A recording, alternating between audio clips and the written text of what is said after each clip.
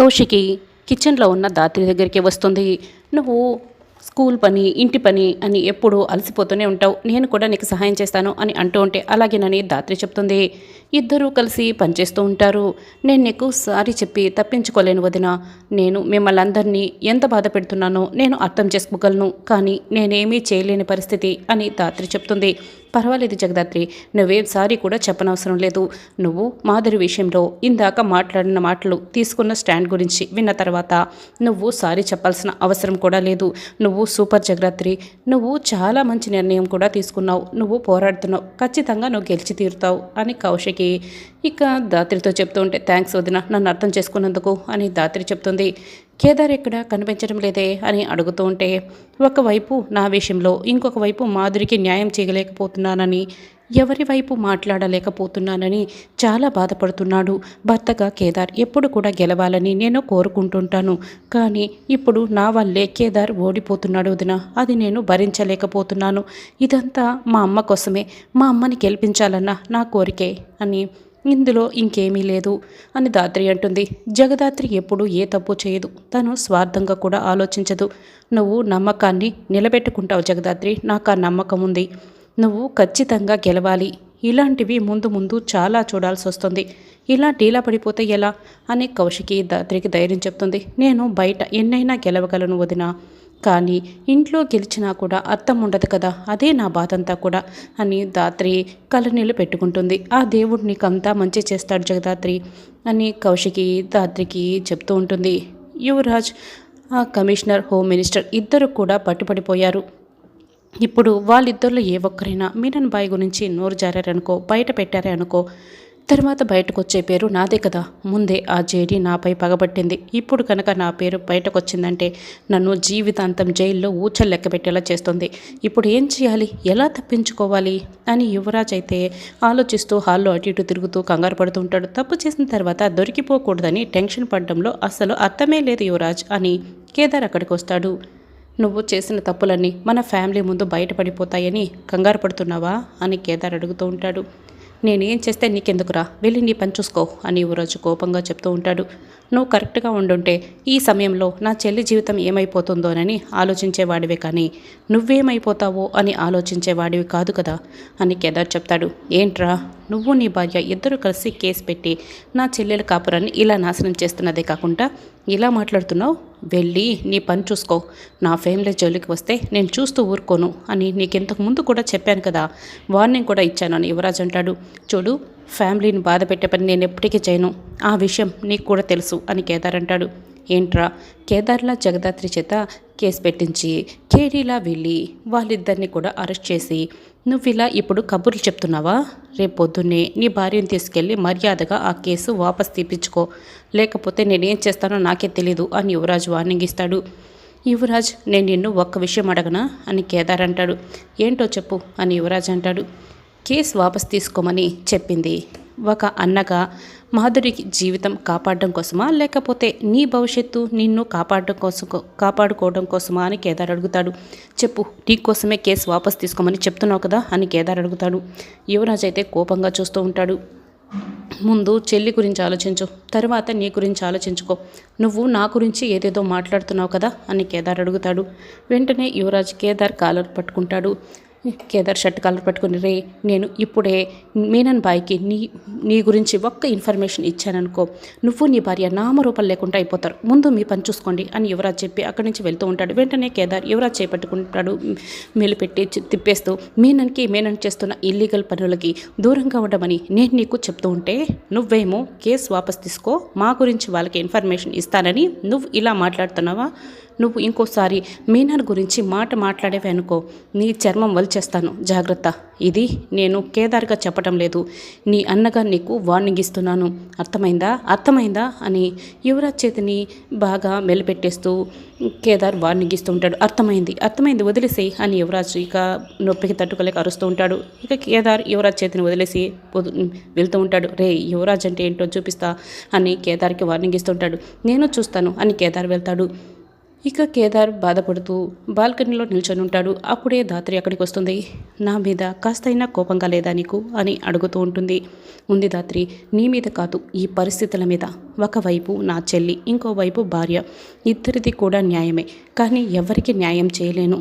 ఆ పరిస్థితుల మీద నాకు చాలా బాధగా ఉంది, కోపం కూడా వస్తుంది అని కేదార్ చెప్తాడు. చూడు, నీకు ఇంకొక విషయంలో అయితే నేను ఖచ్చితంగా వాపస్ తీసుకునేదాన్ని. కానీ మా అమ్మ ఆశయం కోసం, మా అమ్మ మీద పడిన నిందని తీసేయడం కోసం నేను కేసు వాపస్ అయితే తీసుకోలేను. నేను కూడా ఏమీ చేయలేను అని రాత్రి బాధపడుతూ అక్కడి నుంచి వెళ్ళిపోతుంది. మాధురి ఏడుస్తూ కూర్చొని ఉంటుంది. అప్పుడే కౌశికి అక్కడికి వస్తుంది. చూడు, నీ సమస్యకి పరిష్కారం బాధపడితే తీరిపోతుందంటే నీతో పాటే మేమందరం కూడా బాధపడకు మధు అని ధైర్యం చెప్తూ ఉంటే, నాకేం అర్థం కావటం లేదక్క. 20 సంవత్సరాల క్రితం జరిగిన తప్పుకి నేను శిక్ష అనుభవించడం ఏంటి? నువ్వైనా జగదాత్రి అక్కకి కేసు వాపస్ తీసుకోమని చెప్పలేవా అక్క అని అడుగుతూ ఉంటే, చెప్పలేను మాధురి. ఎందుకంటే తను 20 సంవత్సరాలుగా ఆ గెలుపు కోసం ఎదురు చూస్తోంది. ఇప్పుడు గెలుపుకి ఒక్క అడుగు దూరంలో నిలబడి ఉన్నప్పుడు కేసు వాపస్ తీసుకోమని నేను ఎలా చెప్పగలను? నిన్ను అత్తారింటికి పంపించే బాధ్యత తనది అని తన భుజాలపై వేసుకుంది కదా. తను ఇచ్చిన మాట నిలబెట్టుకుంటుంది. నాకు నమ్మకం ఉంది. కాబట్టి నువ్వు కూడా ధైర్యంగా ఉండు అని కౌశికి అంటుంది. యువరాజ్ కార్ దగ్గర నిల్చొని ఉంటాడు. మీనన్ ఫోన్ లిఫ్ట్ చేస్తాడు. చెప్పండి బాయ్ అని చెప్తూ ఉంటే, ఏంటి అందరూ చాలా సంతోషంగా ఉన్నారా అని మీనన్ అడుగుతూ ఉంటాడు. ఏం మాట్లాడుతున్నారు బాయ్ అని యువరాజ్ అడుగుతూ ఉంటాడు. లేకపోతే ఏంటి, ఆ జేడీ ఇద్దరిని కూడా అరెస్ట్ చేసింది. వాళ్ళు నోరు విప్పారు అంటే నేను దొరికిపోతాను, నువ్వు దొరికిపోతావు. మరి వాళ్ళని విడిపించవా అని అడుగుతుంటే, వాళ్ళు ఉన్నది జేడీ కస్టడీలో కదా బాయ్, నేనేం చేసేది అని యువరాజ్ అంటాడు. అందుకే కుంభమేళాకి వెళ్తున్న సీఎం ఫ్యామిలీని నేను కిడ్నాప్ చేయదలిచాను. కాబట్టి ఆ పనులన్నీ మీరు దగ్గరుండి చూసుకోవాలి అని ప్లాన్ చెప్తూ ఉంటాడు. ఓకే బాయ్ అని యువరాజ్ చెప్తాడు. ఇక సాధునాయక్ ధాత్రి కేదార్కి ఫోన్ చేస్తాడు. సీఎం ఫ్యామిలీని కిడ్నాప్ చేయడానికి మీనన్ ట్రై చేస్తున్నాడు, కాబట్టి మీరే సెక్యూరిటీగా వెళ్ళాలి అని చెప్తూ ఉంటే, ఓకే జై హింద్ సార్, మేము చూసుకుంటాం అని ధాత్రి అంటుంది. సాధునాయక్ ఫోన్ పెట్టేసిన తర్వాత కేదార్కి మేఘన్ దగ్గర నుంచి ఫోన్ కాల్ వస్తుంటుంది. ఏంటో లిఫ్ట్ చేసి మాట్లాడు కేదార్ అని ధాత్రి అంటుంది. మేఘన ఫోన్ చేస్తుంది. స్పీకర్ ఆన్ చేసి మాట్లాడు కేదార్ అని ధాత్రి చెప్తుంది. ఏంటి కేదార్, సీఎం కుంభమేళాకి మనం కూడా వెళ్తున్నాం కదా, నువ్వు బ్యాగ్ అంతా సర్దుకున్నావా అని మేఘన అడుగుతూ ఉంటుంది. ఏంటి, నువ్వు కూడా వస్తున్నావా అని ధాత్రి అడుగుతుంది. ఓ, నువ్వు పక్కనే ఉన్నావా అని మేఘన అంటుంది. చెప్పమ్మా మేఘనమ్మ అని కేదార్ అంటాడు. ఏంటి కేదార్, మేఘనమ్మ అని నాకు ముద్దు పేరు పెట్టావా అని మేఘన అడుగుతూ ఉంటే, ధాత్రి కేదార్ వైపే కోపంగా చూస్తుంది. నువ్వు కుంభమేళకి మాతో పాటే రావటం లేదు. సాధు నాయక్ సార్కి ఇప్పుడే ఫోన్ చేస్తున్నాను అని ధాత్రి చెప్తుంది. నన్ను అక్కడికి వెళ్ళమని చెప్పింది మా నాన్న. నువ్వు ఏదైనా ఉంటే మా నాన్నతో మాట్లాడుకో అని మేఘన చెప్తూ ఉంటే, అది ఎలాగూ అవదు కాబట్టి నేను కూడా వస్తాను అని మేఘన అయితే ఇక చెప్తుంది.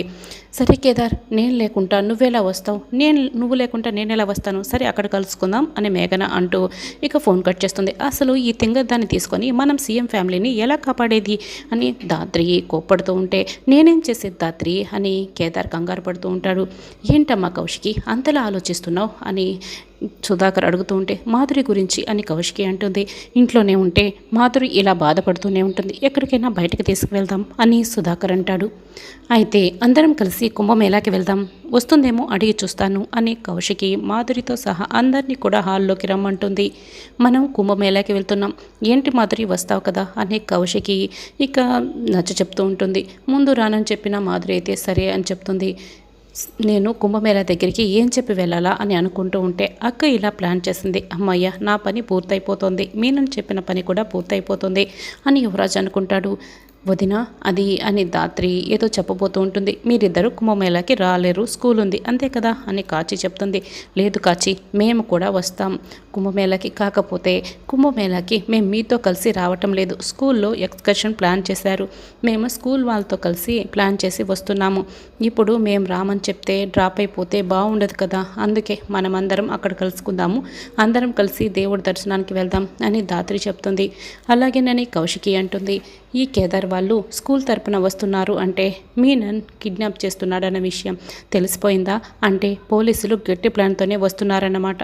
కానీ ఈ విషయం నేను మీనన్ బాయ్కి చెప్పలేను, ఏదైతే నేను చాలా కేర్ఫుల్గా ఉండాలి అని యువరాజ్ అనుకుంటాడు. ఇక జేడీకేడి టీంతో సహా కుంభమేళాలో దిగిపోయి ఉంటాడు. కాసేపట్లో సీఎం కన్వాయ్ ఇక్కడికి రాబోతోంది. సీఎం గారు స్నానం చేస్తున్న ఘాట్ దగ్గరికి పబ్లిక్ ఎవరు కూడా రాకుండా చూసుకోవాల్సిన బాధ్యత నీదే రమ్య అని అందరినీ కూడా జేడీ అలర్ట్ చేస్తూ ఉంటుంది.